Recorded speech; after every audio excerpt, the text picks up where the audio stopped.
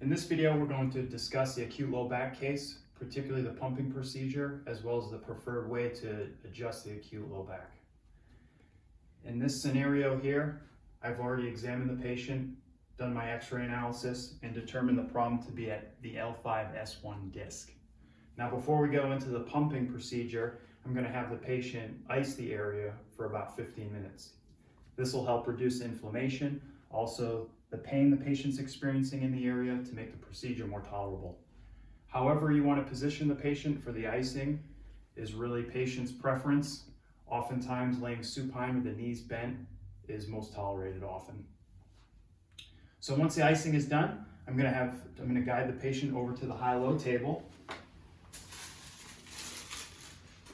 Have them step up to the platform. So a few things we want to think about here. I want to bring this pelvic piece up to support the ASIS.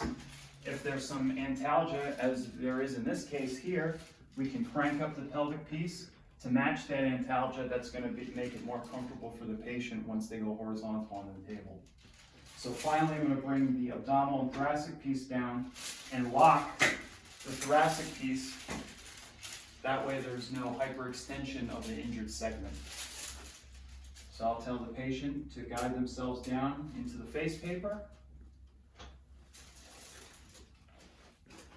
Over this over here.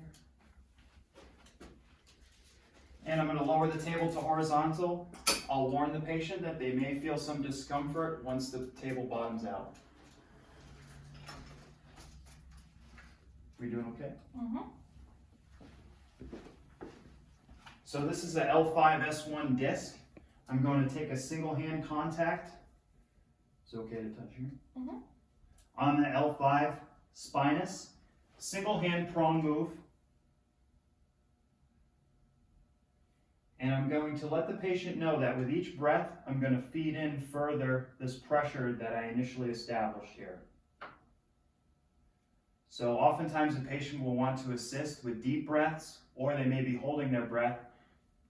Just instruct them to breathe normally, and with each breath, you're going to follow in with that feed in just a little bit more. 20 times, give or take, to patient tolerance.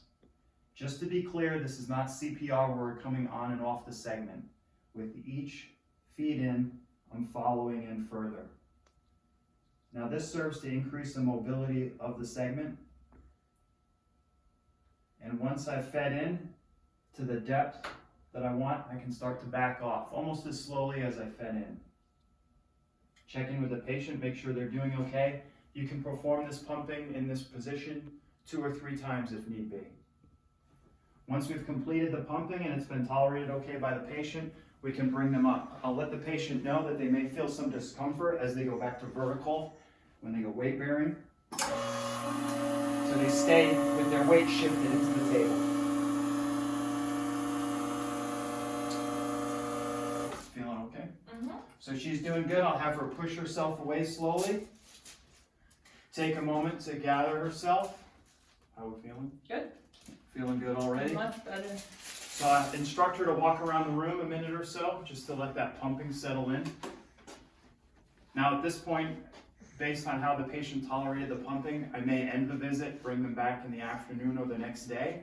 If I want to move ahead with the adjustment, the preferred table is a pelvic bench pull move with a sacral base contact. So I'll show you that.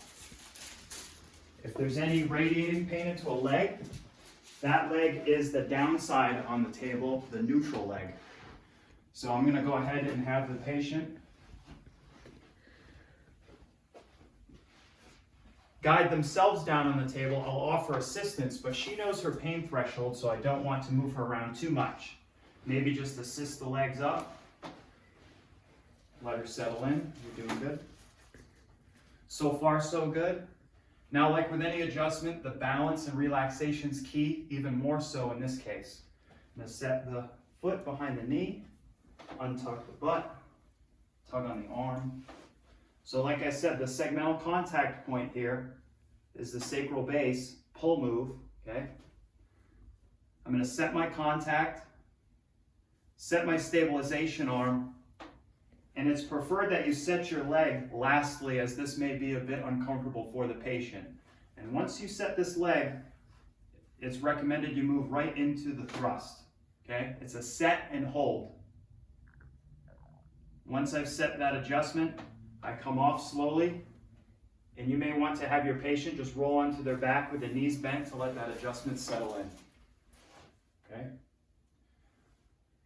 Once they're ready, we can bring them up. Again, offering some assistance, but letting the patient do the work. And once they're ready again, we're going to instruct them to walk around the room for a minute or so, let that adjustment settle in. Again, I may want them to come back this evening or the next day, depending upon how they tolerated this adjustment, okay?